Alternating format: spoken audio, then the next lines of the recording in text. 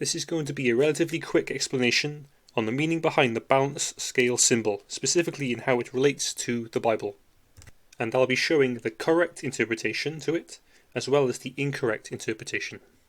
So for many people, when they see this symbol, they will associate the balance scales with law or justice, due to the image of Lady Justice as seen here, who represents an allegorical personification of moral law.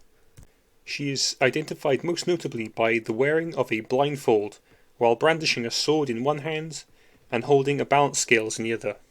The blindfold represents impartiality, the ideal that justice should be unbiased. The blindfold blinds the observer from influences that would impair honest judgment, such as money, power, association, hate, jealousy, fear, stereotype, or prejudice. The sword represents authority and power, and the scales represents the fair weighing of evidence. The scales hang freely in order to signify that evidence should stand on its own. The balance scales express the search for a fair, precise and exact evaluation of the facts in question. Overall, the scale symbol implies that lawfulness prevails while unlawfulness is exposed. Here is a short list of a few Bible verses where God condones the just usage of equal weights, measures and balances, while he also condemns the unjust usage of unequal weights, measures and balances. An example of the positive connotation would be Proverbs chapter 16 verse 11. A just weight and balance are the Lord's. All the weights of the bag are his work. As an example of the negative connotation would be in Proverbs chapter 20 verse 10. Divers weights and divers measures, both of them are alike abomination to the Lord. You can look through the rest of these examples for yourself. However, the verse that I'm going to focus on in particular to explain the positive and negative connotations of the balance scale is verse 1 of Proverbs chapter 11. A false balance is abomination to the Lord, but a just weight is his delight. So here are both the just and the abominable connotations spoken of in this verse regarding the balance scales. Both of these scales are shown to be in a state of balance. What is in contention between the two is as to what the properties are being weighed that provide the balance. As to what these properties are to provide the true balance and the false balance is what I will be working out for the rest of this presentation. The just side can be otherwise referred to as what is lawful, while the abomination can be otherwise referred to as what is unlawful. I'm first going to go through what I regard to as the true balance, which consists of the equal opposites of man and woman. This duality can also be referred to as husband and wife, masculine and feminine, or male and female. To begin with, the duality of man and woman, or male and female, when it comes to the Bible, has been the centerpiece and the main purpose to all of God's creation. They would both be regarded to as the highest value by God.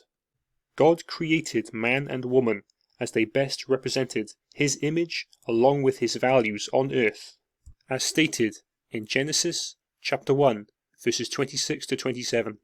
And God said, "Let us make man in our image, after our likeness, and let them have dominion over the fish of the sea, and over the fowl of the air, and over the cattle, and over all the earth, and over every creeping thing that creepeth upon the earth."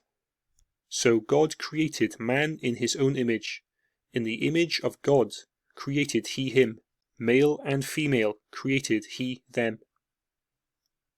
Man and woman represents the two parts that sum up the whole that is God. To better illustrate this relationship, the male is color-coded in red and the female is color-coded in blue. The combination of the colors red and blue make purple, which is the color that God is represented by. This does not mean, however, that God is male and female, but rather that God consists of the properties of the masculine principle and the feminine principle. A masculine component and a feminine component. God is the origin of both of these. God sets the standard for the life of every individual on earth. Every man and woman consists of both a masculine and feminine component for their existence. For example, the male offspring of two parents will always consist of a masculine component from the father and a feminine component from the mother for his existence. The same masculine and feminine components for life originate within God. Man was created as the physical representation to reflect the image of God's masculine component, and woman was created as a physical representation to reflect the image of God's feminine component. In Genesis chapter 1 verse 26, where it says, "And God said, let us make man in our image," the context in which the word man is referring to is as mankind as a whole, consisting of every man and woman. And God said, let us make man, or mankind, in our image, after our likeness, and let them have dominion over the fish of the sea, and over the fowl of the air, and over the cattle, and over all the earth, and over every creeping thing that creepeth upon the earth. So God created man, or mankind, in his own image. In the image of God created he him. Male and female created he them. Just as God, the source of life, consists of the combination of the masculine and feminine principles, the same standard of the joining together of the male and female is required for the creation of life on earth. The context in which this is permitted is called marriage.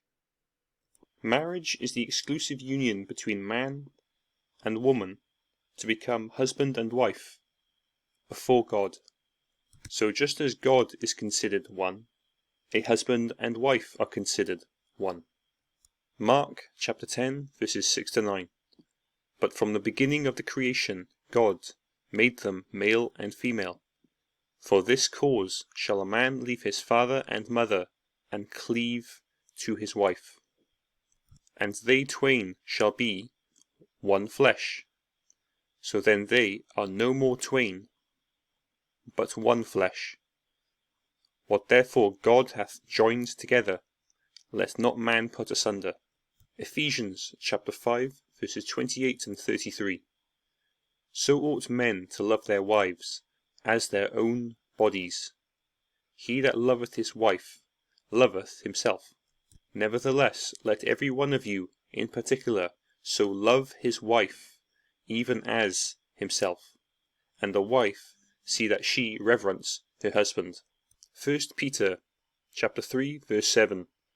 Likewise ye husbands dwell with them according to knowledge, giving honour unto the wife, as unto the weaker vessel, and as being heirs together of the grace of life, that your prayers be not hindered. Because God is the oneness of the masculine and feminine principles, he is the definition of love. Love is never outside of the will of God. Therefore, in order for a man and a woman to prove their love and compatibility for one another, they must submit to God's definition of love. Only then can they ever be inseparable as equals. 1 John chapter 4 verses 6 to 8. We are of God. He that knoweth God heareth us. He that is not of God heareth not us. Hereby know we the spirit of truth and the spirit of error. He that loveth not knoweth not God, for God is love. Beloved, let us love one another, for love is of God, and every one that loveth is born of God, and knoweth God. 1 John chapter 4 verses 15 to 17. Whosoever shall confess that Jesus is the Son of God, God dwelleth in him, and he in God. And we have known and believed the love that God hath to us. God is love, and he that dwelleth in love dwelleth in God, and God in him. Herein is our love made perfect, that we may have boldness in the day of judgment, because as he is, so are we in this world. So to clarify, an individual can still be unmarried and be in line with God. The individual simply recognizes that they must respect that marriage is exclusive between a man and a woman because that is God's will, and love cannot be outside of the will of God. 1 Thessalonians chapter 4 verses 3 to 5. For this is the will of God, even your sanctification, that ye should abstain from fornication, that every one of you should know how to possess his vessel in sanctification and honour, not in the lust of concupiscence, even as the Gentiles, which know not God. 1 Corinthians chapter 7 verses 2 to 4. Nevertheless, to avoid fornication, let every man have his own wife, and let every woman have her own husband. Let the husband render unto the wife due benevolence, and likewise also the wife unto the husband. The wife hath not power of her own body, but the husband. And likewise also the husband hath not power of his own body, but the wife. The closer the husband and wife draw to the oneness of God, the closer they become to the oneness with each other. And likewise, the closer they draw to the oneness of each other, the closer they draw to the oneness of God. This balanced state of equal opposites is the state of balance originally referred to in Proverbs chapter 11 verse 1 in regard to the balance scales. This state is where God's delight is, because this is where God's love is. Now that I feel that I have made it self-evident as to what the true interpretation of the true balance is, I'll now explain what the false balance is that claims to be the true balance. This is the same false balance that God claims to be an abomination. Because the true interpretation is known, any other interpretation claiming to be the truth must be the false interpretation. There must be an element of evil within the false interpretation to make it false, whilst possessing an element of good or truth to make it seem believable.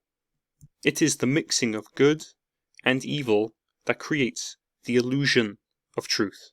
The truth is the real thing, while the illusion is just the surface appearance of the real thing.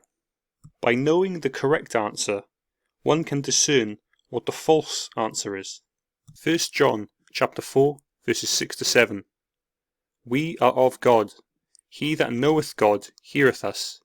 He that is not of God heareth not us. Hereby know we the spirit of truth, and the spirit of error. He that loveth not knoweth not God, for God is love. One of the main unknowing proponents of this false balance is the organization of worldwide Freemasonry. Freemasonry is known for its prolific usage of the black and white symbology, featured within Masonic lodges across the world. Black symbolizes evil, and white symbolizes good. These Freemasons see good and evil as equal opposites. They consider them of equal value to each other, hence why they incorporate the usage of the balance scale symbol in their works to express this belief. These Freemasons consider good and evil to be conducive to one another, that they symbolize the balance of equal opposites. This, however, is false, as stated in Isaiah chapter 5 verse 20. Woe unto them that call evil good, and good evil, that put darkness for light, and light for darkness, that put bitter for sweet, and sweet for bitter. The balance of opposites is not between good and evil, but rather between husband and wife, or man and woman, masculine and feminine. Those believing in the false balance have misinterpreted the Bible along with gematria, which has led them to the illusion of truth. instead of the actual truth. I'll discuss this topic again in future content. Until then, thanks for watching and God bless.